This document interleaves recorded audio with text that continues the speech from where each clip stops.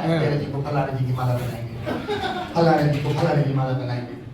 अब आप फिर दृश्य देखना, अपने में व्यंग करना हो, व्यंग वही होता है जो अपने पे किया जाए। जनक बात है कि आप खुद भी समझ लो, इसने उसको किसने किसको माला पहनाई, और कोई भी माला किसी गले में 30 सेकंड से ज्यादा नहीं टिकती।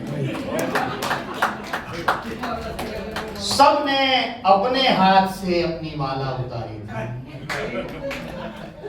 ये परंपरा थी या बीमारी थी, मजबूरी थी या लाचारी थी, लेकिन हम इतना समझ गए, गले हल्के थे, इज्जत भारी थी।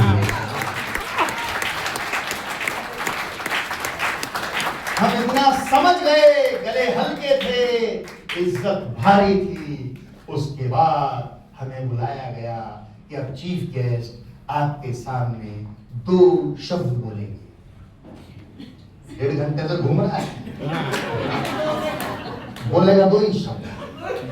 मुझे भी कहा, मैंने भी कहा बताऊंगा नहीं तो मैं आ जाऊंगी बात। अब आप आखिरी पंक्ति की 2 शब्द बोलेंगे, और उसके बाद तो अचंभे हो गए। हमने भी एक शब्द इतना लंबा बोला, इतना लंबा बोला कि सुनने वाले सारे वही लंबे हो गए। तब से टाइम टेस्ट में शहर कहने को कार्यक्रम के परमानेंट चीफ गेस्ट एक कविता और सुनाऊं, समझता है इसको बुलाया।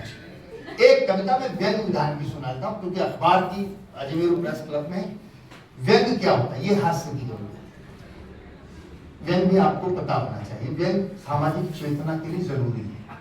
हो सकता है मेरी बात से असहमत हो सकता है मेरी व्यंग व्यंजना आप तक पहुंचे और आपको लगे कि अरे अच्छी बात नहीं, लेकिन फिर भी मैं कवि हूं, मेरा काम है आईने की तरह अपनी बात करना। व्यंग क्या होता है, 4 लाइन बताता हूं, अगर आपने 4 लाइन समझ ली तो कविता सुना दूंगा, नहीं तो 4 बैठा हूं, केवल आपको टेस्ट कर रहा हूं। मुझे नहीं पता यहाँ व्यंग सुनाना चाहिए। 4 पंक्ति मेरी सुनिए, आप बैठे।